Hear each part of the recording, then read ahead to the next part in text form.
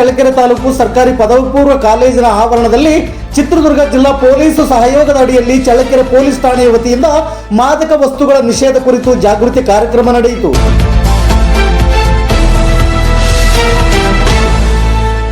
ಪ್ರಾಂಶುಪಾಲರಾದ ರಾಜಣ್ಣರವರು ಕಾರ್ಯಕ್ರಮದ ಅಧ್ಯಕ್ಷತೆ ವಹಿಸಿದ್ದರು.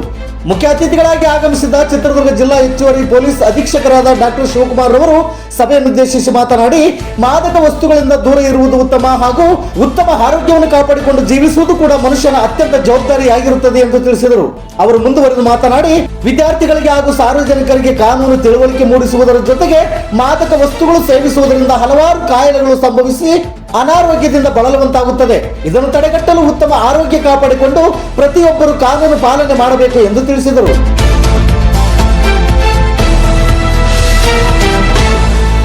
ಈ ಕಾರ್ಯಕ್ರಮದಲ್ಲಿ ಚಳ್ಳಕೆರೆ ಡಿವೈಎಸ್ಪಿ ಸತ್ಯನಾರಾಯಣರಾವ್ ಹಾಗೂ ಪೊಲೀಸ್ ಇನ್ಸ್ಪೆಕ್ಟರ್ ಕೆ ಕುಮಾರ್ ರವರು ಹಾಗೂ ವಿದ್ಯಾರ್ಥಿಗಳು ಉಪನ್ಯಾಸಕರು ಉಪಸ್ಥಿತರಿದ್ದರು. ನಿತ್ಯ ನಿರಂತರ ಸುದ್ದಿಗಾಗಿ ಗರುಡ ನ್ಯೂಸ್ ವೀಕ್ಷಿಸಿ. ಸುದ್ದಿ ನಿಮ್ಮದು, ಸದ್ದು ನಮ್ಮದು. ಚಳ್ಳಕೆರೆ ತಾಲೂಕು ವರದಿಗಾರರು ಎಂ ತಿಪ್ಪೇಸ್ವಾಮಿ. ಇದು ಗರುಡ ನ್ಯೂಸ್ ಕರ್ನಾಟಕ. ನಾನು ಮಲ್ಲೇಶ್ ಕಮತೂರು.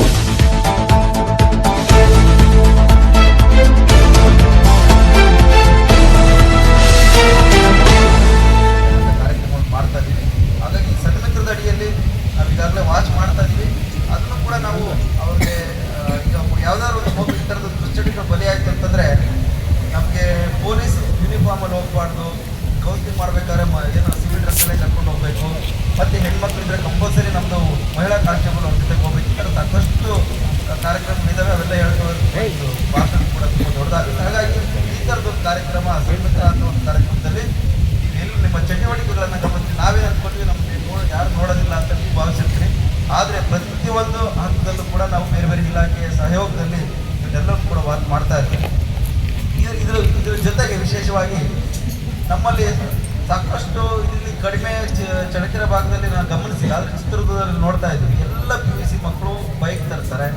ಯಾರು ಕೂಡ ಅವರು ಹೆಲ್ಮೆಟ್ ಕೇಸ್ ಹಾಕೋದಲ್ಲ, ಅವರು ಬೈಕ್ ತರೋದಕ್ಕೆ ಯಾರು 18 ವರ್ಷದಿಂದ ಮಾಡಿರ್ತಕ್ಕಂಥ ಬೈಕ್ ತಂದು ಚಾಲನೆ ಮಾಡ್ತಾರೆ ಅವ್ರ ಪೋಷಕರಿಗೆ 25,000 ರೂಪಾಯಿ ದಂಡ ಹಾಕ್ಬೋದು. ಇದ್ರ ಬಗ್ಗೆನೂ ಕೂಡ ಕಳೆದ ಬಾರಿ ಹೇಳಿರ್ಬೋದು. ಹೀಗೆ ಈ ವಾಹನ ಚಾಲನೆ ಮಾಡಬೇಕಾದ್ರೂ ಕೂಡ ಅದು ಸಂಬಂಧಪಟ್ಟಿದ್ದು ದಾಖಲಾತಿಗಳು ಇರಬೇಕು, ಡ್ರೈವಿಂಗ್ ಲೈಸೆನ್ಸ್ ಇರಬೇಕು. ಇದ್ರ ಬಗ್ಗೆನೂ ಕೂಡ ನಾವು ಮಾಹಿತಿಯನ್ನು ಕೊಡ್ತಾ ಇದ್ದೀವಿ.